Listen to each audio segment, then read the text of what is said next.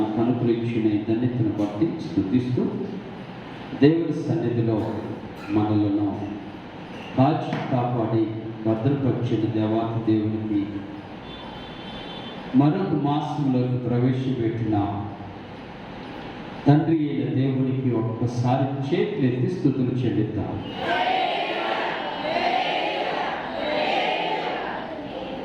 ఈ ఉదయకాల సమయంలో దేవుడు మనకు అనుగ్రహించిన ధన్యత ఎంతో దీవెనకరమైనదిగా భావిస్తూ దేవుడు చేసిన మేలును బట్టి దేవునికి కృతజ్ఞత స్తుతులు చెల్లిస్తూ ప్రభు సన్నిధిలో ఒక ఆరాధనకు సంబంధించిన ఒక సందేశాన్ని యొక్క ఉదయకాల సమయంలో ధ్యానం చేద్దాం. ఒక విషయాన్ని మీరు జ్ఞాపకం చేసుకోవాలి. అదేంటంటే దేవుడు నిన్ను నన్ను రక్షించింది, దేవుడు నిన్ను నన్ను నరకము నుండి తప్పించింది, దేవుడు నీకు నాకు పరలోక రాజ్యం ఇవ్వాలని ఆశించింది కేవలము ఆయన బిడ్డలుగా ఉండటానికి మాత్రమే కాదు.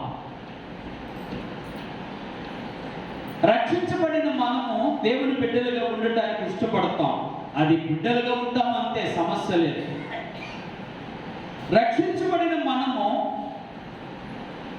ఆయన రాజ్యములకు వారసులుగా ఉండటానికి కాదు, పరలోక రాజ్యంలో నిత్యజీవం పొందటానికి కాదు ఆయన మనల్ని ఏర్పాటు చేసుకుంది. ఆయన మనల్ని ఏర్పాటు చేసుకున్న ఒక ప్రత్యేకమైన పని దేవుడు మనకు అనుగ్రహించాడు. రక్షించబడిన మనము అనగా యేసునందు విశ్వాసం ఉంచిన మనము అనగా యేసుక్రీస్తు నామములో బాప్తిసం పొందిన మనము అనగా యేసు పరిశుద్ధాత్మ శక్తిని అనుగ్రహించి పాపము నుండి తప్పించిన మనలను కేవలం ఆయన బిడ్డలుగా ఉండటానికో పరలోక రాజ్యాన్ని చేర్చడానికో కాదు. ఈ భూమి మీద మనకంటూ ఒక గొప్ప బాధ్యతను అప్పగించాడు, మనకంటూ ఒక గొప్ప అవకాశాన్ని కల్పించాడు, మనకంటూ ఒక అద్భుతమైన దీవెనకు మార్గాన్ని దేవుడు మనకు అనుగ్రహించాడు. దేనికి? దీవెనకు మార్గాన్ని అనుగ్రహించాడు.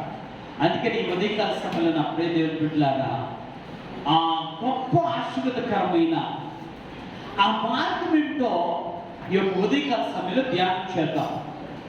ఒకసారి మీ పరిశుద్ధ గ్రంథాన్ని కీర్తన గ్రంథము 122వ కీర్తన మొదటి 3 వచనం చదువుతున్నాను. మనం జాగ్రత్తగా ఆలోచించేద్దాం. 122వ కీర్తన మొదటి 3 వచనాలు లేదా 3 చరణాలు. యెహోవా మందిరమునకు వెళ్ళుతామని జనులు నాతో అనినప్పుడు నేను సంతోషించితిని. యెరూషలేమా, నా పాదములు నీ గుమ్మములో నిలుచుచున్నవి. యెరూషలేమా, బాగుగా కట్టబడిన పట్టణం వలె ఆమె చెప్తాం, నీవు కట్టబడి ఉన్నావు. దేవుని స్తోత్రం. దేవాది దేవుడు మాట్లాడుతున్న మాట, దేవాది దేవుడు సెలవిస్తున్నటువంటి ఒక మాట ఈ ఉదయకాల సమయంలో మనము జ్ఞాపకంలోకి తెచ్చుకుందాం. అది ఏంటంటే దేవుడు నిన్ను పిలిచినది, దేవుడు నిన్ను రక్షించినది కేవలం నువ్వు పరలోక రాజ్యానికి వారసుడు అవుతావో కాదు. దేవుడు నిన్ను రక్షించింది తన బిడ్డలుగా కొనసాగిస్తావనో కాదు. దేవుడు నిన్ను రక్షించిన కారణం ఏంటంటే ఆయనను ఆరాధిస్తావని తెలుస్తుందా. దేవుడు నిన్ను నరకము నుండి తప్పించింది కారణం ఏమిటంటే ఆయనను నీవు ఆయన సన్నిధిలో స్తుతిస్తావని, ఆయన నువ్వు గణపరుస్తావని, ఆయన నామాన్ని హెచ్చిస్తావని, ఆయన సన్నిధిలో ఆనందంగా జీవిస్తావని తెలుస్తుందా. ఈ రోజున ఈ ఉదయకాల సమయంలో నీకు నాకు దేవుడిచ్చిన గొప్ప ధన్యత ఏంటంటే ఆయన ఆరాధించడం. జాగ్రత్తగా ఆలోచించండి. ఎందుకు అని మనం ఒకవేళ ప్రశ్నించుకుంటే, ఎందుకు నా ప్రభువుని ఆరాధించాలి నువ్వు అనుకుంటే, నీ పట్ల దేవుడు చూపిన ప్రేమ అది అద్భుతమైన ప్రేమ, అది ఆశ్చర్యాన్ని కొలిపించే ప్రేమ. ఏ ప్రేమ? ఆశ్చర్యాన్ని కొలిపించే ప్రేమ. ఏంటంటే అంత ప్రాణం అంటే అంత ప్రీతికరమైనటువంటి మనుషుల మధ్య తన ప్రాణాన్నే బలిగా అర్పించాడు. దేవుని స్తోత్రం కదండి. మన ప్రాణం అంటే ఎంత ప్రీతి కదా. చిన్న గాయమైతే తట్టుకోలేదు, కానీ ఆయన ఒంటి మీదట సుమారుగా 280 గాయాలు పైనే ఉన్నాయట. ఒక్క గాయాన్ని భరించడానికి మనం తట్టుకోలేమే. అంత భయంకరమైన గాయాలను భరించినటువంటి యేసయ్య ఎలా తట్టుకున్నాడో నాకు ఇప్పటికీ అర్థం కాదు. మనిషిగా మానవుడిగా ఉన్న యేసయ్య అంత భయంకరమైన గాయాలను తట్టుకున్నాడు అంటే కారణం ఏంటంటే ఆయన నీ మీద పెంచుకున్న ప్రేమ. నీకు ఆయన పంచి ఇవ్వాలనుకున్న ప్రేమ. ఆయన సన్నిధిలో నువ్వు ఆరాధిస్తే దొరికే అద్భుతమైన ప్రేమ ఫలితము పరలోకమే కాదు, భూమి మీదే పరలోకము దేవుడు నీకు అనుగ్రహించుకోవాలి. భూమి మీదే నువ్వు పరలోక రాజ్యంలో వెళ్ళిన తర్వాత అనిపించేది కాదు, దేవుడు ఈ లోకములోనే నిన్ను అనిపించాలని ఆశించినటువంటి ఆ గొప్ప మహత్తరమైన ప్రేమ అది ఆరాధనలోనే మనకు దొరుకుతుంది. అది ఆరాధించడంలోనే మనం పొందుకుంటాం. అందుకనే భక్తుడైన దావీదు అంటాడు, మరట దేవుని సన్నిధిలో ఆరాధించే ఆరాధికులు ఆనందంతో ఆరాధిస్తే జరిగేటువంటి పరిణామాల గురించి ఆలోచిస్తూ ఆయన అంటాడు, అబ్బాయి ఒక మాట చెప్తాను, మీరు జాగ్రత్తగా ఆలోచించండి అని చెప్తూ అంటాడు, జనులట యెహోవా మందిరమునకు జనులు యెహోవా మందిరమునకు వెళుతున్నామని చెప్పినప్పుడట ఆయన హృదయము ఆనందముతో నిండిపోయినదట. దేవుని స్తోత్రం. ఇక్కడ మీరు జాగ్రత్తగా వచ్చిన పరిశీలన చేస్తే 3 మాటలు ప్రత్యేకంగా కనిపిస్తాయి. మొదటి మాట అంటాడు, మందిరానికి. ఎక్కడికి? అర్థమైంది. ఏమంటున్నాడు? అయ్యా వాళ్ళు మందిరానికి వెళుతున్నారట. ఎక్కడికి? యెహోవా మందిరానికి వెళుతున్నారట. ఈ మందిరము నాది కాదు. దావీదు భక్తుడు అన్నాడు, నేను ఆ యొక్క మందిరాన్ని కట్టాలనుకున్నాను, యెరూషలేము మందిరములో నేను కట్టాలనుకున్నా, అది నా మందిరము కాదు, అది యెహోవా మందిరం. దేవుని స్తోత్రం. ఈ మందిరములో దేవుడు మన ద్వారా జరిగించుకోవాల్సిన 3 విషయాలు చెప్తా. ఈ మందిరములో జరగవలసిన 3 కార్యక్రమాలు. దేవుని మందిరములో అనగా దేవుని యొక్క సన్నిధిలోనే కాదు, మన హృదయం అనే మందిరములో జరగవలసిన 3 ప్రత్యేకమైన కార్యాలు జాగ్రత్తగా ఆలోచన చేయాలి. మొదటి కార్యం ఏంటంటే దేవాతి దేవుని సన్నిధిలో ఆత్మతో సత్యముతో ఆరాధించే మనస్సు కావాలి. ఆమె చెప్పాలి. మందిరములో ఆరాధనలు జరగాలి, మందిరములో స్తుతి జరగాలి, మందిరములో దేవుని సన్నిధిని అనుభవించడానికి మందిరములో అనగా దేవుని మనకిచ్చినటువంటి ఈ మందిరములో దేవునికి ఆరాధన జరుగుతూ ఉండాలి. దేవుని స్తోత్రం. ఏం ఆరాధన? ఆరాధన అంటే తెలుసా? ఆరాధన అంటే దేవుడు చేసిన మేలులను తలపోసుకుంటూ స్తుతి చెల్లించే భాగ్యము.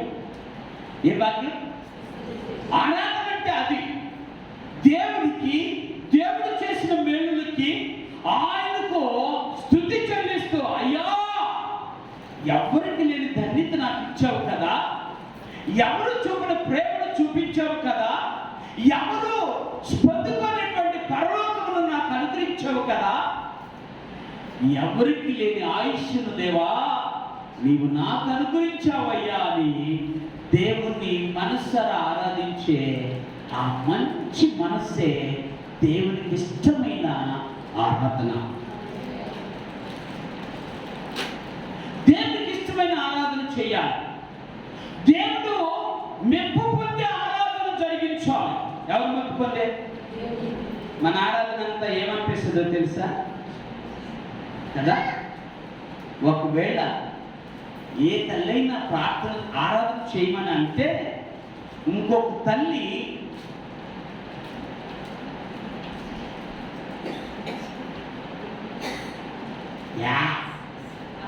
మేము వాళ్ళకంటే తక్కువ కాదా? దేవుడి మందిరంలోకి వచ్చావు, దేవుడి సన్నిధిలో ఉంటున్నావు, నువ్వు ఎంత దుర్మార్గపు ఆలోచన చేస్తుంటే నీ ఆరాధనకి విలువుందా? నీ ఆరాధన దేవుడి దృష్టికి విలువైనదేనా?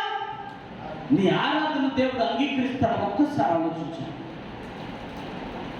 దేవుడి సన్నిధిలో మనస్ఫూర్తిగా ఆరాధించే మనుషుల మధ్య నువ్వు ఉన్నప్పుడు, మనస్ఫూర్తిగా ఆరాధించలేని మనుషుల మధ్య నువ్వు ఉన్నప్పుడు నీ మనస్సు దేవుని మీదే ఉంటే అదే నిజమైన ఆరాధన. భక్తుడైన దావీదు అంటున్నాడు, అయ్యా మందిరము మహా గొప్ప మందిరము, ఇశ్రాయేలీయుల దేశంలో కట్టబడిన మందిరము, ప్రపంచ ప్రఖ్యాతి చెందిన మందిరం, దానికి మించిన మందిరము ప్రపంచంలో లేదట. అంత అద్భుతమైన మందిరాన్ని కట్టు. It's a wonders for the world అన్నమాట. అది మహా అద్భుతమైన మందిరాన్ని దేవుడు యెరూషలేములో కట్టించాడు. యెరూషలేములో కట్టించాడు. ఆశ్చర్యం వేస్తారు. ఇప్పటికి నాకు ఎంత ఆ మందిరాన్ని గురించి ఆలోచన చేసినప్పుడు, ఈ రోజు కూడా మెదక్ జిల్లాలో మెదక్ అనేటువంటి పట్టణంలో మహా గొప్ప అద్భుతమైన మందిరం నేటికి ఉంది. దాని చరిత్ర కొన్ని వందల సంవత్సరాల చరిత్ర కలిగిన మందిరం.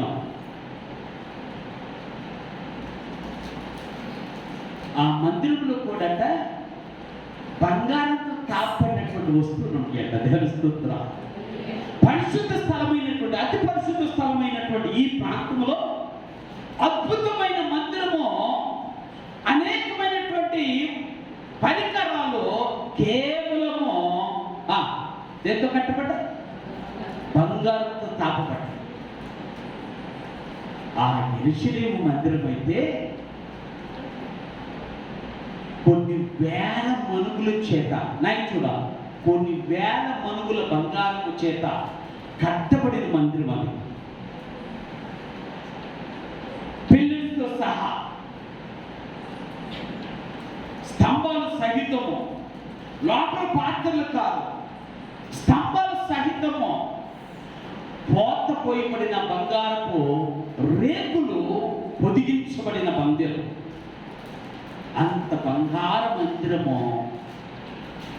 కంటే పరలోకపు దేవుడు ఈ మట్టి మనుషుల మధ్య మందిరాన్ని ఇచ్చాడు. దీంట్లో బంగారం లేదు, కానీ బంగారం కంటే విలువైన దేవుడు మనకున్నాడు. దేవుడు స్తోత్రం. బంగారం కంటే విలువైన దేవుడు మనతో ఉన్నాడు, మనకున్నాడు, మనతో ఉన్నాడు. ఎంత ఆరాధన నీ హృదయముల నుంచి రావాలో ఆలోచించు. ఎలాంటి ఆరాధన నువ్వు చేయాలో ఆలోచన చేయి. మందిరం అంటే ఆరాధనతో మొదలయ్యేది మందిరం. దేవుడి స్తోత్రం. ఎంత మొదలవ్వాలి? ఆరాధనతో మొదలవ్వాలి. ఆరాధించే మనుషులతో ప్రారంభం కావాలి. ఆరాధించే జనులు మందిరములో కనపడాలి. జాగ్రత్తగా ఆలోచించాలి, జాగ్రత్తగా ఆలోచించాలి. అందుకే భక్తుడైన దావీదు అంటాడు కీర్తనలో, యెహోవా మందిరములకు వెళ్ళుచున్నామని విన్నప్పుడు నా హృదయంలో సంతోషముతో నిండిపోయాను అన్నాడు. ఎక్కడికి వెళ్తున్నారట? మందిరంలో ఏముంది? నెంబర్ 1, ఆత్మ సంబంధమైన ఆరాధన ఉంది. శరీర సంబంధమైన ఆరాధన కాదు. దేని సంబంధమైన? శరీర సంబంధమైన ఆరాధన కాదు, ఆత్మ సంబంధమైన ఆరాధన. అనగా హృదయముతో చేసే ఆరాధన, మనసుతో చేసే ఆరాధన, దేవుని మహిమతో నింపబడి చేసే మహత్తరమైన ఆరాధన మందిరంలో ఉంది. ఈ మందిరంలో ఉంది. దేవుని స్తోత్రం. అది నువ్వు నేను చేయటం ఆరంభించావా, నీవు మహిమతో నింపబడతావు. నీ హృదయము మహిమతో నింపబడుతుంది, నీ గృహము మహిమతో నింపబడుతుంది, నీవు నిలుచు స్థలమెల్లా మహిమతో నింపబడుతుంది. దేవుని స్తోత్రం. ఆరాధనలో ఉండే రెండవ అంశం ఏమిటంటే ఆనందకరమైన ఆరాధన. దేవుడు స్తుతుల సింహాసనం మీద ఆసీనుడై ఉండటమే. ఏ సింహాసనం? ఏ సింహాసనం? ఎన్ని కట్టారు మీరు? ఎన్ని సింహాసనాలు కట్టారు మీ హృదయంలో? ఎన్ని సింహాసనాలు ఉన్నాయి మీ ఇంటిలో? అర్థమవుతుందా? కేవలము పాటలు పాడటం కాదు. అందుకే భక్తుడైన పౌలు గారు అంటాడు, నేను మనసుతోనే పాడతాను అన్నాడు. దేవుని స్తోత్రం. ఎంత పాడతాడట? ఎక్కడుంది మనసు? ఎక్కడ? ఎక్కడుంది మనసు? నీ యొక్క తలపులు ఎక్కడుంటాయో అక్కడే ఉంటుంది నీ మనసు. మన మనసు, అందుకే నేను అంటాడు, మన మనసుతో పాడుతూ నేర్చుకోవాలి. ఇప్పుడు ఇంకో మాట చెప్తా, మెప్పు పొందడం కోసం కాదు పాడేది. మనుషుల దగ్గర నుంచి గంట కోసం కాదు పాడేది. నాకు పాటలు రావు, అర్థమవుతుందా? నేను పాటగాడి కాదు, కానీ దేవుని యొక్క మహిమ కొరకు మన్నన చేసుకుంటూ పాడుతున్నాం. దేవుని స్తోత్రం. ఏం చేసుకుంటూ? మన్నన అంటే జ్ఞాపకం చేసుకుంటూ. నీ కృప లేని క్షణము నేను బ్రతకలేను. ఎంత ఆనందమో ఆ పాట పాడుతుంది. ఎంత ఆ ధన్యత ఉట్టిపడుతుంది. దేవుడు మనకిచ్చిన ఆ కృప భాగ్యము ఎందుకు అంటే నీవు ఆయన సన్నిధిలో అనగా ఆయన మందిరంలో మనసుతో పాట పాడుతావా? ఎంత పాడుతున్నప్పుడల్లా ఒక్కొక్క మాట మన మనసులోకి వెళుతూ ఉండాలి. పాడుతున్నప్పుడు ఒక్కొక్క మాట మన మనసులో ప్రభావితం చేయాలి. మన మనసులో నీవుంటే నాకు చాలు యేసయ్యా, కానీ మాకు అన్నీ కావాలి యేసయ్యా, కాదా? మనసులో మేము నాకు అన్నీ కావాలయ్యా అని ఉంటుంది, పైకి మాత్రం నీవుంటే నాకు. మరి ఏమన్నా దీన్ని చెప్పండి, మీరే చెప్పండి. ఇది మనసుతో పాడిన పాటేనా?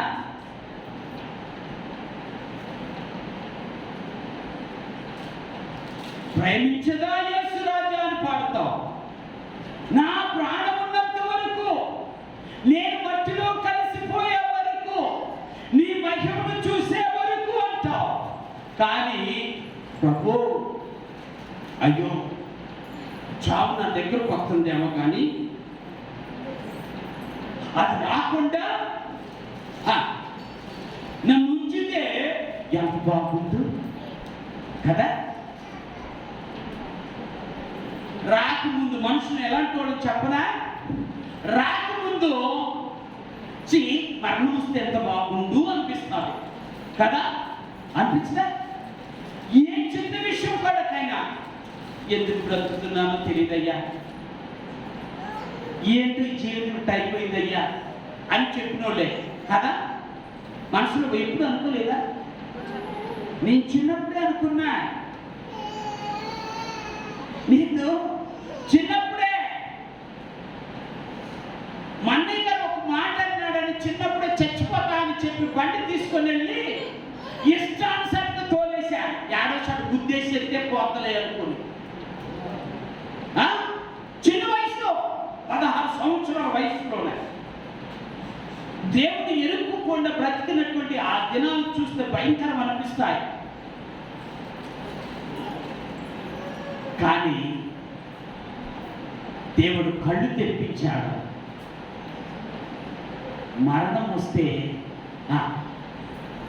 ఎవరు తట్టుకోలేదని గమనించిన దేవుడు మరణం ద్వారానే నీకు మరణాన్ని జయించాడు. తెలుస్తుంది, మరణం ద్వారానే నీకు నువ్వు మరణాన్ని జయించావు.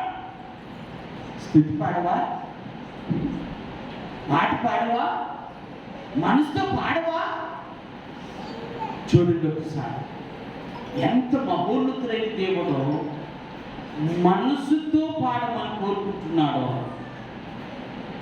మహిమను చూడాలంటే మనసుతోని పాడాలి. తెలుస్తుంది, ఏం చూడాలంటే దేవుని మహిమను చూడాలంటే ఇద్దరు మనుషుల్ని తీసుకెళ్ళి బాగా కొట్టి పిడిగుత్తులు గుద్ది బొండాలు వేసి సంఖ్యలు వేసి శరసాలు వేశారు. ఏమేసి ఎక్కడేశారు? కనీసం చప్పట్లు కొడతానికి కూడా చేతులు రావు. నాకులాగా స్టెప్లు వేయడానికి కూడా, డాన్స్ వేయడానికి కూడా కాళ్ళు పని చేయు. నాకు ఈ చిత్రం అనిపించింది ఒకటి. ఏంటో తెలుసా? ఆ మనుషులు పిచ్చోళ్ళు అనుకుంటా నేను. ఏ మనుషులు? ఏ మనుషులు కాదు, బండాలేసిన మనుషులు, సంఖ్యలు వేసిన మనుషులు, శరసాలు వేసిన మనుషులు. వాళ్ళు పిచ్చోళ్ళే. ఎందుకో తెలీదా? ఎందుకు పిచ్చోళ్ళు అంటే నోటికి కళ్ళి వేయలేకపోయారు, నోటికి వాళ్ళు చిక్కం పెట్టలేకపోయారు. ఏ పెట్టలేకపోయారు కదా? ఏం పెట్టలే? నోటికి కూడా ఏదన్నా లాకేసినట్టు బాగుండేది, అప్పుడు పాటలు పాడుకొని ఉండేవాళ్ళు కదా. జ్ఞానం కోసేసిన బాగుండేది, పాటలు పాడుకొని ఉండేవాళ్ళు. కానీ అది మాత్రం చేయలేకపోయారు. అందుకని వాళ్ళు పిచ్చోళ్ళు అంటారు. అది వినియోగించుకున్న పౌలు శీలలు ఏది వినియోగించుకున్నా, ఈ నోటిని ఉపయోగించుకున్న పౌలు శీలలో అర్ధరాత్రి వేళ పాటలు పాడుతూ నేర్చుకున్నారు. తెలుస్తుంది, ఎంత అద్భుతమైన పాఠం. అర్థమవుతుందా? ఎంత అద్భుతమైన పాట పాడి ఉంటారో వాళ్ళు, ఎంతగా మనసుతో పాడి ఉంటారో.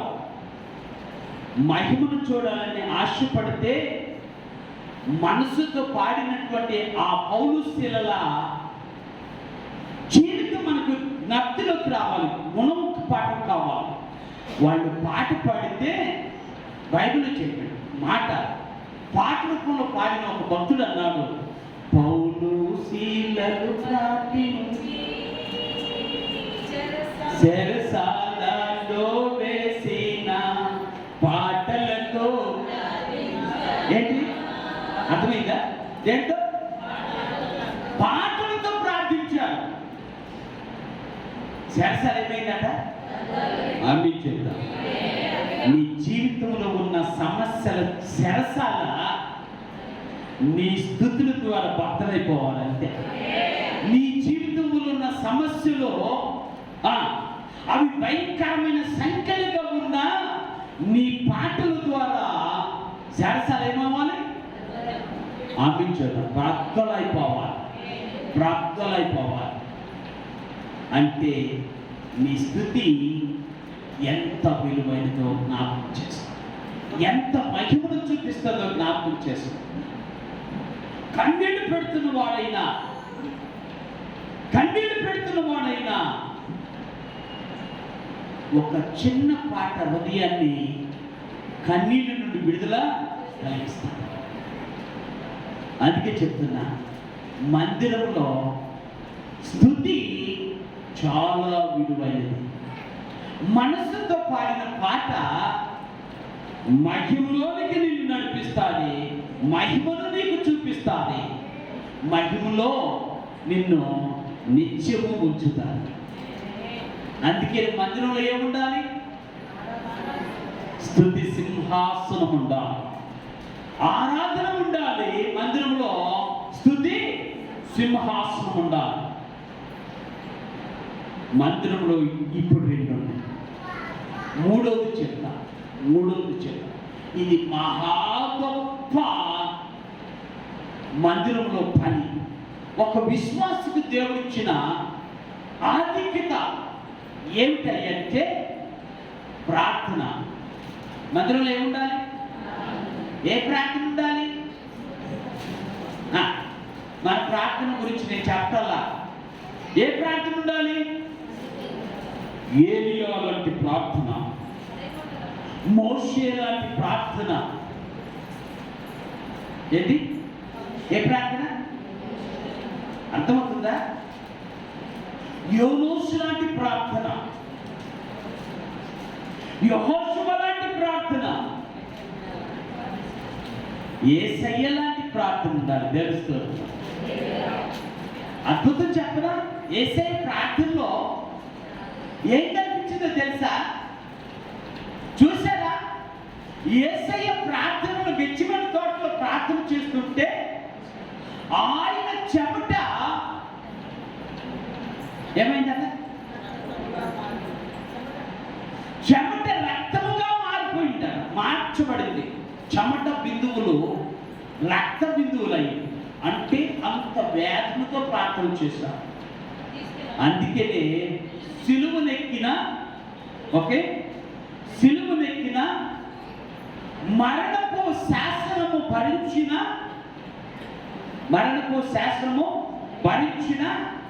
సమాధిలో బంధించిన సమాధిలో బంధించిన, సమాధికి పెద్ద రాయి పొడిలించిన,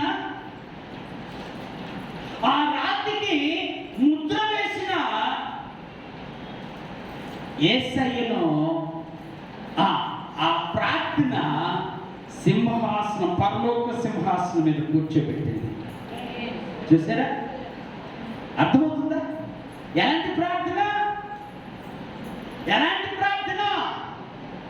ఆయన వేదనతో కూడిన ప్రార్థన, కన్నీటితో కూడిన ప్రార్థన ఆయన ఎక్కడ కూర్చోబెట్టింది? ఎక్కడ? ఏది ఆపలే, సిలువ ఆయన్ని ఆఫ్ చేయలా,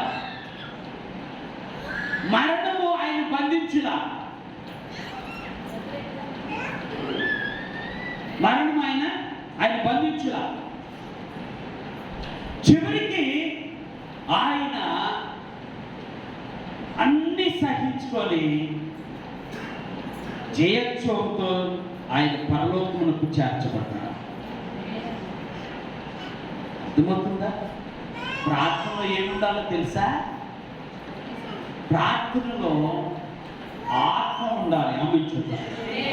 ఆత్మకు అందుకని భక్తులు పౌలు అంటాడు, ఆత్మతో ప్రార్థన చేతులు, మనస్సుతో ప్రార్థన. ఆత్మ ప్రార్థన అర్థం కాదు, గబ్బోలు పెడతం కాదు, మనసే పెదాలు ఆడినటువంటి అన్నావాలే ఉండాలి ప్రార్థన. అర్థమవుతుందా? మాట మాత్రం బయటికి రాట్లా, పెదాలు మాత్రమే కదులుతున్నాయి. కానీ అది అన్న మాట ఏంటంటే తన మనస్సును దేవుని సన్నిధిలో కుమ్మరించే ప్రార్థన కాదు. అర్థమైందా? ముంచే ప్రార్థన కాదు. ఏ ప్రార్థన? అమ్మో భయమేస్తుంది తప్పుడు. అయ్యా నన్ను అన్నారయ్యా, నేను విన్నా అన్నారు. వాళ్ళు ఏమైపోతారో చూడు. ఇప్పుడు నేను ప్రార్థన చేస్తే రేపు వాళ్ళు బట్ట కట్టుకోలేదు, తెల్ల బట్ట వేసుకోండి ఒంటి మీద. దేని మీద ఏం వేసుకుంటారా? వామ్మో, ఈ ఆసక్తి పొరుగుడు మీద చూపించడం కాదు, నీ మీద చూపించుకో, నీ దేహం మీద చూపించుకో. అప్పుడు అనేది బాగుపడింది. ఏ దేహం? ఈ మట్టి దేహం. అర్థమవుతుందా? ప్రార్థన చేశారు. చేసిన భక్తులు ప్రార్థన ద్వారా గొప్ప కార్యాలు చూశారు. ప్రార్థన లేకయే నా జనులు పాడైపోతున్నారు. ఏం లేక? ప్రార్థన చేయమంటే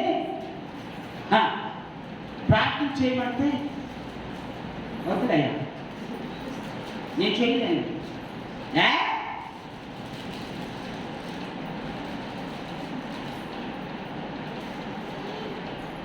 కొంతమంది ఏమో నేను చేయలేను, కొంతమంది యాంటీ పాస్టర్గా నాయుడు నేను ఎంత బాగా ప్రార్థించాను తెలుసా అని కొంతమందికి. ఎవరికి? ఇప్పుడు చెప్తా, ప్రార్థన అంటే మనసు విప్పి మహిమను చూపించే దేవుని ఎదుట మన విన్నపాలు విజ్ఞాపన చేయటమే మనసు విప్పి. అందుకే చెప్తా, మట్టోడిని ఎవరు? నేను మట్టోడిని. కానీ మహిమను చూడాలంటే ఈ మట్టి శరీరంతోనే ప్రార్థన చేయాలి. తెలుస్తుంది, ఈ మట్టి శరీరం మహిమ శరీరంగా మార్చబడాలి అంటే ప్రార్థనే కావాలి. ఈ మహిమను చూడాలంటే ఈ శరీరం ద్వారా ప్రార్థనే కావాలి.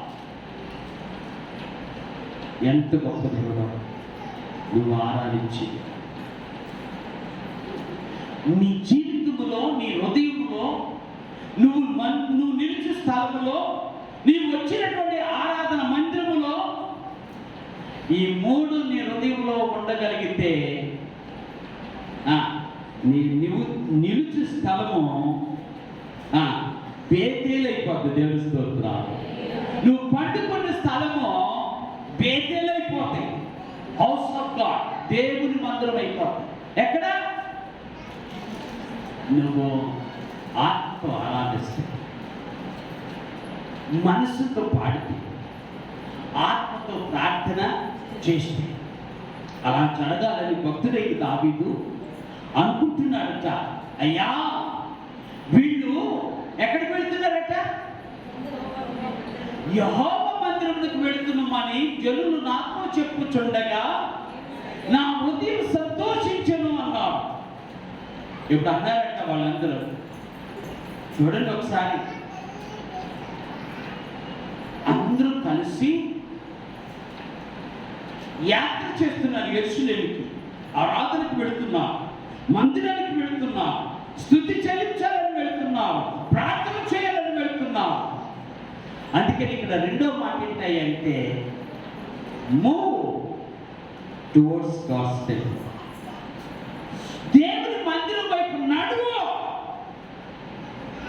ఏమని? ఎక్కడికి వెళ్ళాలి? ఎక్కడికి వెళ్తున్నారు? ఇప్పుడు చెబుతా. నెంబర్ 1, ఇల్లు ఒంటరిగా వెళ్తల్లా. ఒంటరిగా వెళ్తల్లా. జాగ్రత్తగా ఆలోచించు. ఒంటరిగా వెళ్తల్లా.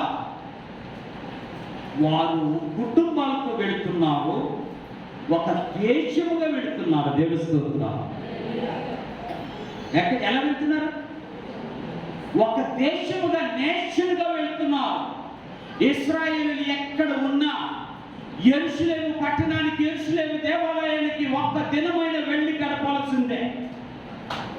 సంవత్సరంలో 2 సంవత్సరాలు కదా, సంవత్సరంలో ఒక్క దినమైన యెరూషలేములోకి ఎక్కడ ఉన్న యూదులైనా వెళ్ళాల్సిందే.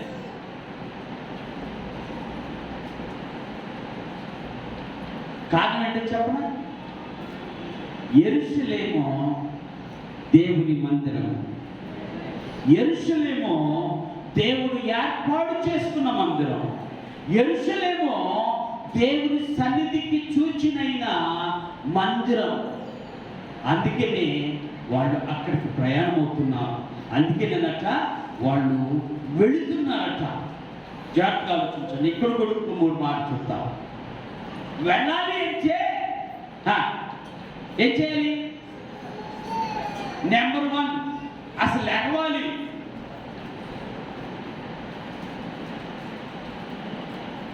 వెళ్దాంలే, ఇంకా టైం ఉందిగా.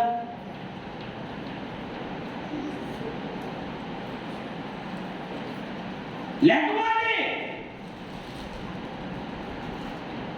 నువ్వు లేకపోకుండా వెళ్తావా? నాకైతే తెలియదు. మంచం మీద పడుకుంటే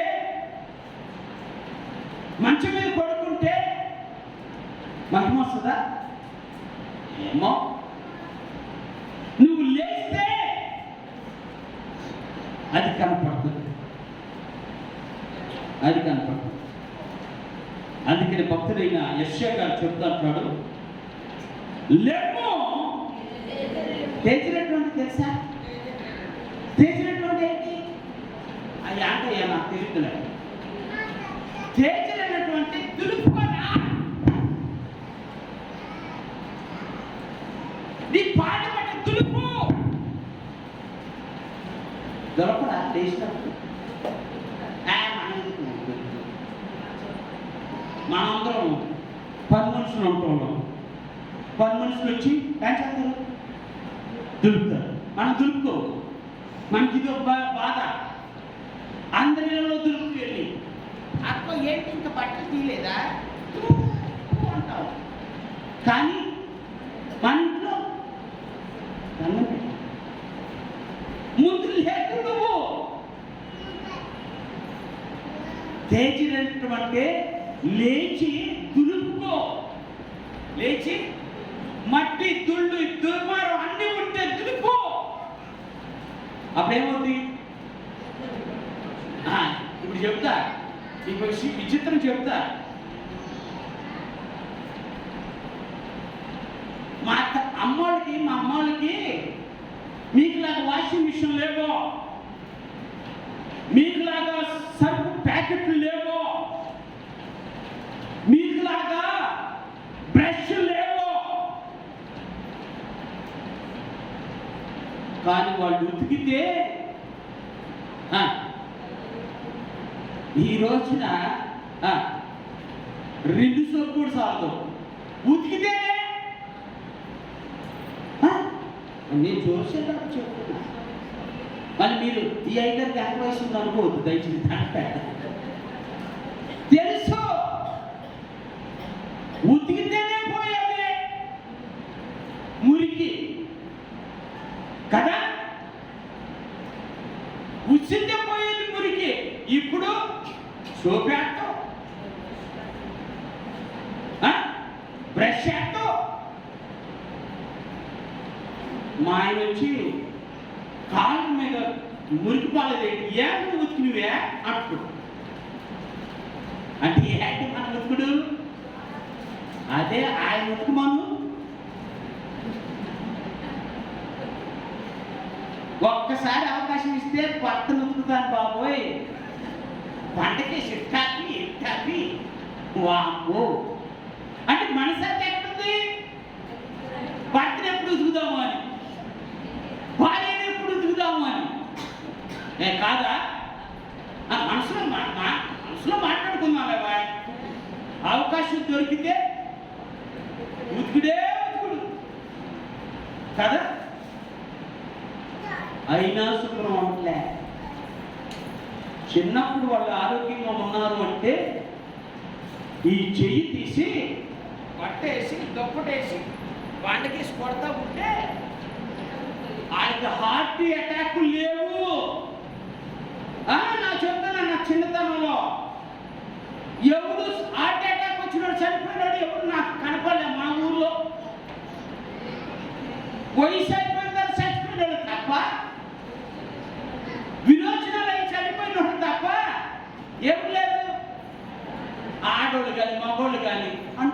అటాక్ వచ్చింది అయ్యా అన్నుడు ఎవరు లేడు నా పిల్ల.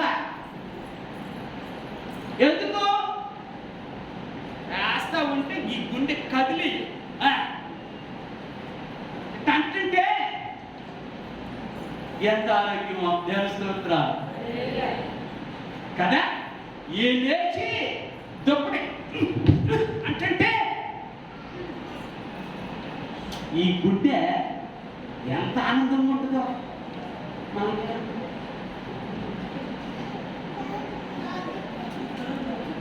అంటే ఈట్లు పనిచేయట్లా, చేతులు పనిచేయట్లే సరిగ్గా. ఏం చేయాలి? చేతులు పనిచేయాలి.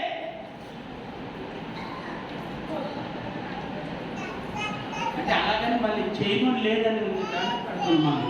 చేసేవాడు చెప్పండి, అది చేసేవాళ్ళు ఏం చేయాలి? లేచి చేయాలి. లెమ్మో తేజులను వెలుగు యెహోవా మహిమ నీ మీద. నువ్వు లేకపోకుండా తేజంలోకుండా దులుపుకోకుండా ఉంటే ఎప్పుడు మహిమను చూడలేవు. క్షమించండి, నేను చెప్తున్నాను, నేను అనుకోడు. లేస్తే చూస్తావు మహిమ, దులిపితే చూస్తావు ఇంకొక మహిమ, ఇంకా ఎంత మెరుగైన మహిమ. ఇప్పుడు మూడో మాట చెప్తా అంటాడు. లేచాడట వాళ్ళు, లేచి ఇక కథలకు మొదలేశారు. ఏం మొదలేశారు? మనం లేస్తాం కానీ మంచి మీదే పడుకొని. ఇప్పుడు యవనస్తులు పట్టి పీడిస్తున్న భయంకరమైన వ్యాధి ఏంటది? ఏనది? Phone phobia. దాని పేరు ఫోన్ ఫోబియో. ఏ ఫోబియో? ఫోబియో అంటే ఏంటో తెలుసా? జబ్బు. అది మనకి పట్టిన గబ్బు. ఎప్పుడు వదులుతుందో ఈ జబ్బు. అర్థమైందా? తప్పని నేను అంటలే. దేవుడికి ఇవ్వాల్సినటువంటి సమయం, దేవుడి సన్నిధిలో ఇవ్వాల్సిన సమయం, దేవుడికి ఇవ్వాల్సిన సమయం ఏమవుతుంది అంటే ఏమవుతుంది? నడిచే పరిస్థితిలో లేదు. దేవుడు ఏమన్నాడు చెప్పదా? భక్తుడైన పౌలు అవసరం దశలో ఉండే అంటాడు ఈ మాట. భలే ఆశ్చర్యం వేస్తాడు. తిమోతికి రాసిన 2వ పత్రికలో మీరు చదవండి. అంటాడు, నా కొరకు తుదముట్టించి తిని నా విశ్వాసమును కాపాడుకుంటుని నా కొరకు ఏముందట? ఎవరైనా పరిగెత్తాడా? నడిచాడా? పరిగెత్తాడా? ఆయన ముసుగుతనం అంటున్న మాట అది. ఇక రేపో మాపో సిలువై పడతాది, చర్చలు చేయబడతాడని టైంలో మాట్లాడుతున్న మాట. అయిపోతుంది, ఆయన జీవితం అయిపోయింది, నా పరుగు అయిపోయింది అయ్యా, నేను తోముట్టించేసానయ్యా, ఇక నేను దేవుడు దాచిన చేరుకునేట వరకు ప్రయత్నం చేస్తున్నాను నేను చెప్తూ అంటాడు ఆయన. నా పరుగు మంది కనీసం అయ్యా రోజు వాకింగ్కి వెళ్తున్నాను అయ్యా, కానీ ఏం కదలదయ్యా, కాళ్ళు ఎంత బాగా ఏమయ్యా,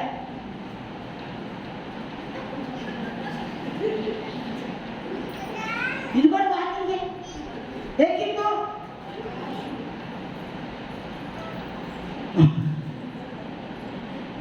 నడక మంచిదే కానీ నడవు.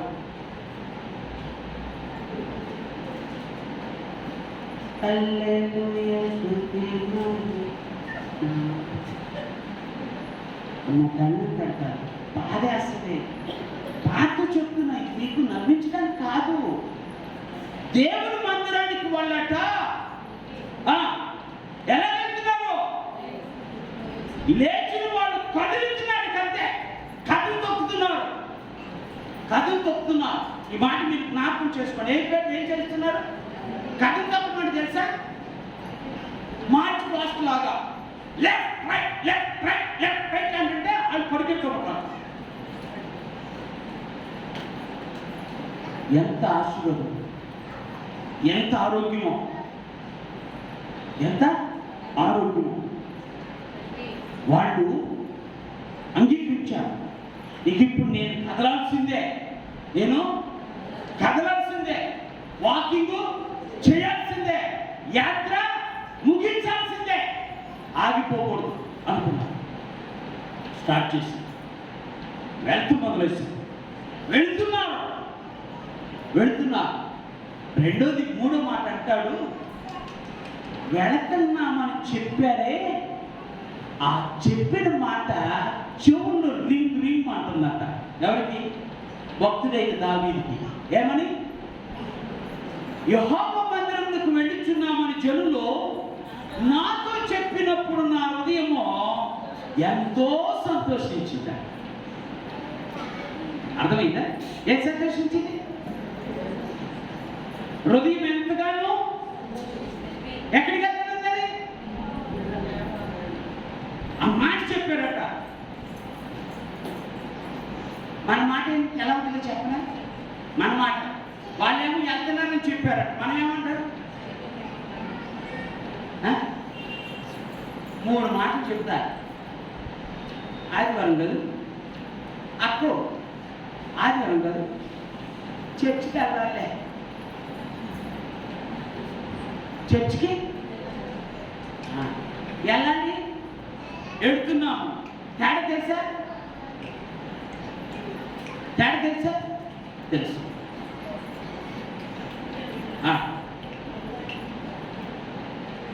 వాళ్ళు వెళ్తున్నామన్నారు, మన వాళ్ళు ఏమంటారు? వెళ్ళాలి అంటాం. ఓకే. రెండోది, వాళ్ళు వెళుతున్నారు, వీళ్ళు నిలుస్తున్నారు. మీటింగులు ఎక్కడ మీటింగులు? దాని కొడుకుల మీటింగ్లే. ఉప్పుకి ఉపకారం కాదని వాళ్ళు సాధారణ మిమ్మల్ని ఇసుక రూపంలో ప్రయాణం చేస్తూ ఆడికి వచ్చి అని ప్రార్థనకి వెళ్తున్నారా, వెళ్ళకపోతే ఆయన ఊరుకోడురా, ఇంటికి వచ్చి అడుగుతాడురా, ఈ బాధ ఎందుకురా, వెళ్ళి ఆయన ముఖం చూపించి ఎన్ని నిద్రపోయినా పర్వాలేదురా, వెళ్ళి ఏం చేసినా పర్వాలేదా, చెప్పలు కొట్టాలి ఏంటి, కొట్టకపోయిన పర్వాలే, అయితే నేను చూడగా 10 మందిలో చప్పట్లు కొడుతుంది చూడగా, అయితే ఏంటడా అమ్మా, నీకు నువ్వు కానీ నీ ఆరోగ్యాన్ని నశింప చేసుకుంటున్నావు. ఏం చేయక, కదలక, కదు తప్పుక, కదలక, కదు తప్పుక. కదలండి. ఇప్పుడు చెప్తా, నేను అదే చెప్పా. మాకు బాగా మన ఈ మధ్య మందిరానికి బాగా అంటే దగ్గర అవుతున్న కుటుంబాలతో చెప్పా, నాతో పాటు ఎక్కు, నాతో పాటు దిగు, నాతో పాటు రా, నాతో పాటు నడువు, నాతో పాటు పాడు. నీ ఆరోగ్యం దెబ్బకి బలపడిపోతుంది.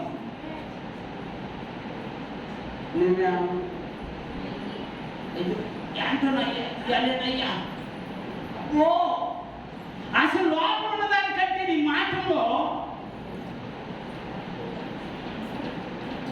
మహా డిగ్రీస్ కనపడతాయి. అంటే డిగ్రీస్ ఆఫ్ కంపారిజన్ ఇంగ్లీష్లో ఉంటుందిలే, మహా డిగ్రీస్ కనపడతాయి.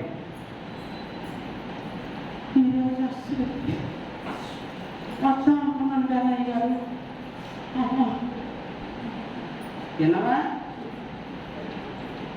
తిందాం అనుకున్నాం అయ్యారు అంటారా?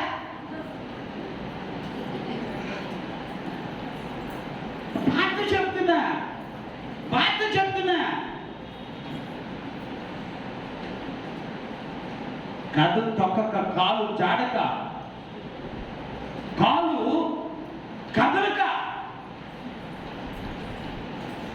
జీవితాన్ని చాలా అనారోగ్యం పాలు చేసుకుంటుంది. కదలండి, కదు తొక్కండి, దేవుని సన్నిధికి రండి. వాళ్ళు అలా చెప్పినప్పుడట దావీదు హృదయంలో ఆనందం పొంది నిండిపోయిందంట. దేవుడి స్తోత్రం. అరే నిజంగా మనం భక్తులు ఎంత గొప్ప వాళ్ళరా. వాళ్ళు ఆరాధనకి వెళ్తున్నారా, వాళ్ళు దేవుని స్తుతిస్తూ వెళ్తున్నారా, వాళ్ళు కథలు తొక్కి నడుస్తూ పరిగెడుతూ దేవుడి మందిరానికి వెళ్తున్నారా అంటే చూసిన దేవుడట ఏళ్ళకి ఇవ్వకపోతే నేను ఇంకెవరికి ఇస్తా అంటున్నాడు. చూసిన దేవుడు ఏమంటాడా, ఏళ్ళకి ఇవ్వకపోతే నేను ఇంకెవరికి ఇస్తా. ముందు ఏళ్ళకి ఇచ్చిన తర్వాత ఇసుక సంగతి చూద్దాం. ఇసుక సంగతి ఎప్పుడు చూద్దాం? ఈ ముందు వాళ్ళకి ఇచ్చిందారు. ఎవరు? కథలు తొక్కిన వారు, దేవుని సన్నిధికి పరిగెత్తిన వారు, దేవుని ఆరాధించిన వారు, దేవుని స్తుతించిన వారు, మనసులో పాడిన వారు, వాళ్ళకే చూపించిన తర్వాతే నేను మీకు చూపిస్తానని ఈమెను ఇస్కియాను కూడా ఆఫ్ చేసేసాడు. ఎంత గొప్ప దేవుడా. అందుకని బైబిల్లో చెప్పిన మాట ఆయన అంటాడు, నీవు చేసిన ప్రతి క్రియకు నేను ప్రతిఫలం ఇస్తాను. ఎక్కడ రాజీ పన్ను, ఎక్కడ మిమ్మల్ని అన్యాయం చేయను. నువ్వు ఏమైతే చేస్తావో అది చూసిన నేను అంతకంటే ఎక్కువ ప్రతిఫలం ఇస్తాను. ఆమె చెప్తాను. ఈరోజున దేవుడు మాట్లాడుతున్న మాట, దేవుని సన్నిధిలో అంత ఆనందం ఉంది, దేవుని సన్నిధిలో అంత ఆశీర్వాదం ఉంది, దేవుని సన్నిధిలో అంత మహిమ ఉంది. దేవుని సన్నిధి ప్రభావం మన మీద తాకితే గొప్ప మహిమను చూస్తాం, దేవుని రాజ్యానికి వారసులు అవుతాం. అందుకే నేను చెప్తూ అంటాడు, ఇంకొక మాట చదివి నేను ముగిస్తున్నా. అక్కడ అంటాడు, యెరూషలేమా మా పాదములు నీ గుమ్మములలో. ఆమె చెప్తాం. ఇప్పుడు మందిరమా? యెరూషలేము కాదు, ఇదే యెరూషలేము. యెరూషలేము మందిరమా? మా పాదములు ఎక్కడుంది? మీ పక్షి గుమ్మంలో నిల్చున్నటువంటి ఏంటి అర్థం తెలుసా? గుమ్మం ఎక్కడుంది కదా? నిల్చున్నటువంటి ఏంటి? ఐఎమ్ రెడీ, నేను రెడీగా ఉన్నా. ఎప్పుడు తలుపుకెళ్తే అప్పుడు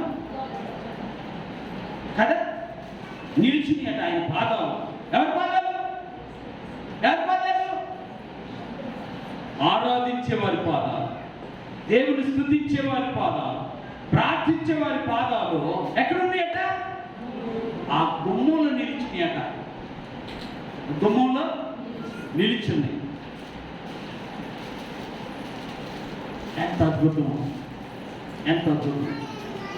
ఆయన సన్నిధిలో నిలిస్తే, ఆయన సన్నిధిలో నీ పాదాలు నిలిస్తే ప్రతిక్రియ జరిగించకుండా ఉండడు నా దేవుడు. దేవుని స్తోత్రం. ప్రతిస్పందించకుండా ఉండడు నా దేవుడు. ప్రతి కార్యము చేయగలిగిన సమర్థుడు. అందుకే నా దేవుడు ఆయన మహామహిమ కలిగిన వాడు, మహామహిమ కలిగిన వాడు. అందుకనే మన పాదాలు ఎక్కడ ఉండాలి? ఎదురు చూడాలి. దేవుని మందిరంలో గుమ్మముల దగ్గర మన పాదాలు ఎదురు చూడాలి. అయ్యా నేను ఇక్కడ నిలిచానయ్యా. ఎక్కడ నిలిచా? మందిరంలో నిలిచానయ్యా అని మన పాదాలు దేవుని దగ్గర సాక్షిగా నిలబడాలి. గుమ్మముల దగ్గర సాక్షిగా నిలబడాలి. అప్పుడు దేవుడు తన కార్యాన్ని అద్భుతంగా మన పట్ల జరిగిస్తాడు. తెలుస్తుంది. మూడో మాట చెప్తా అంటాడు, యెరూషలేమా బాగుగా కట్టబడిన కట్టడము వలె నీవు.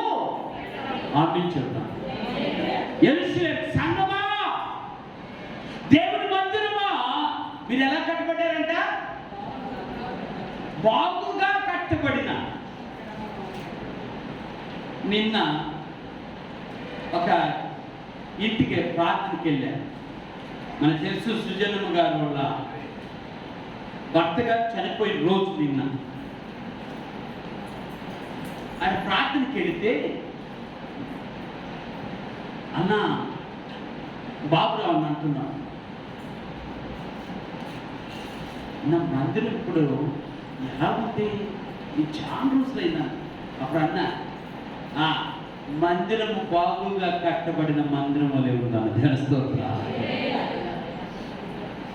కాదా? మీరు సహకరిస్తే వచ్చే సంవత్సరం కల్లా ఏసీలు ఉండాలి. ఎండ బాధపడుతున్నారు మీరు. ఇక్కడ నిద్రపోదురు కానీ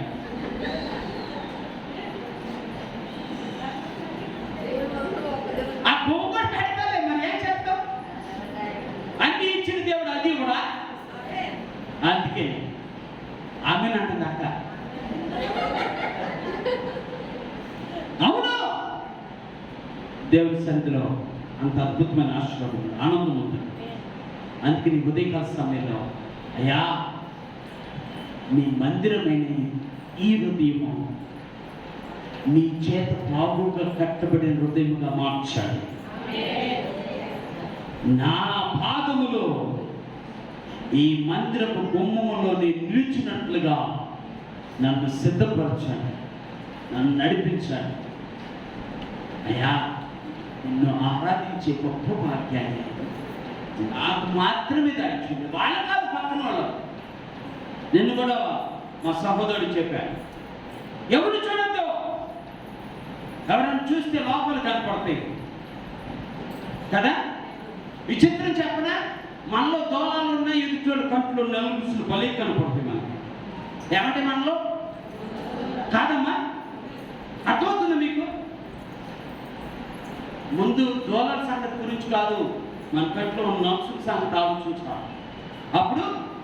అప్పుడు మన కంట్లో నలుసు తీసేస్తే వాళ్ళ కంట్లో నలుసు కూడా కనపడదు. దేవుడి స్తోత్రం. చిన్న పురుగు కూడా కనపడదు. ఎందుకు? మనం ఏం తీసేసుకోలేము. ఎదుటి మీద పడి ఏం చేశారు వాళ్ళు, ఎంత బాగున్నారు ఏంటో నా పరిస్థితి. వాళ్ళకంటే ముందుగానే ప్రార్థన చేస్తా, వాళ్ళకంటే ముందుగా ప్రార్థన చేస్తా, వాళ్ళకంటే నేనే బాగుంటా అయినా నా బతికి అంటే అయిపోయింది. అసలు ఈ మాటలు మానేసుకో. ఈ మాటలే రాని మాకు. సాతాను నిన్ను రప్పిస్తున్నావు. నువ్వేం చేయాలంటే, అయ్యా నేను ఇదే ప్రార్థన చేస్తా, ప్రభువా నా తమ్ముడు బండి మీద వెళ్తున్నాడు, ఇంకో తమ్ముడు కారు మీద వెళ్తున్నాడు, ఇంకో తమ్ముడు మంచి ఆఫీసర్గా మంచిగా వెళ్తున్నాడు, ఫ్లైట్లో వెళ్తున్నాడు. నీ చిత్తమైతే నన్ను కూడా అలాగనే ఆమేన్ అని ప్రార్థన చేస్తా. ఆరాటపడినో ప్రార్థన చేస్తా. వాళ్ళు దీవించబడితే నేను దీవించబడినట్టే. ఎవరు దీవించబడితే? ఎదుటివారు, పొరుగు వారు దీవించబడితే, పక్కనున్న వారు దీవించబడితే, ఎదుటిన్న వారు దీవించబడితే, వెనుకున్న వారు దీవించబడితే ఆటోమేటిక్గా నేను దీవించబడతాను. ఆ ప్రార్థన అది ఆత్మీయులు చేసే ప్రార్థన. ఆమేన్. ఆత్మశక్తిని పొందిన వారు చేసే ప్రార్థన. అట్టి ప్రార్థన దేవుడు మనకు అనుగ్రహించును గాక. ఆ విధంగా ఆయన ఆరాధించే బిడ్డలుగా, ఆయన గుమ్మంలో నిలిచే బిడ్డలుగా, ఆయన చేత అద్భుతమైన రీతిలో కట్టబడే బిడ్డలుగా దేవుడు మనల్ని ఉంచును గాక. చిన్న ప్రార్థన చేసుకుందాం. మనలో చేయబోతున్నాం. ప్రభుత్వం ఒక చిన్న మనం చేసుకుందాం. అయ్యా ఈ యొక్క ఉదయకాల సమయంలో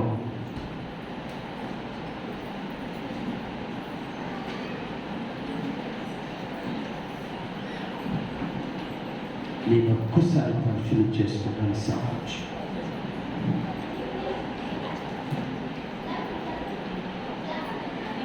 భక్తుడైన దావీదు సెలవిచ్చినట్లుగా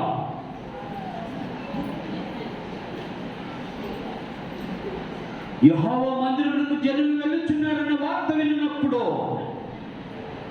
నా హృదయం సంతోషించిందా. నా పాదములు మా పాదములు గుమ్మములో నిలిచినట్లుగా మేము కట్టబడినటువంటి మందిరం వలె అద్భుతమైన రీతిలో కట్టబడటానికి మా మనసులను, మా హృదయాలను ప్రేరేపించి మమ్మల్ని నడిపించండి అయ్యా అని ప్రభు సన్నిధిలో చిన్న ప్రార్థన చేద్దాం. పరిశుద్ధుడైన తండ్రిని స్తుతిరా, నాతో ఉన్న దేవా, మాతో ఉన్న దేవాన్ని స్తుతిరా, నాతో మాతో మాట్లాడే దేవాన్ని స్తుతిరా, మహిమ కలిగిన దేవాన్ని స్తుతిరా, ప్రభావం కలిగిన పరిశుద్ధుడా నీకు స్తోత్రాలు స్తుతులు చెల్లిస్తున్నా. అయ్యా, నీ మందిరమును ఆరాధించడానికి, నిన్ను స్తుతించడానికి,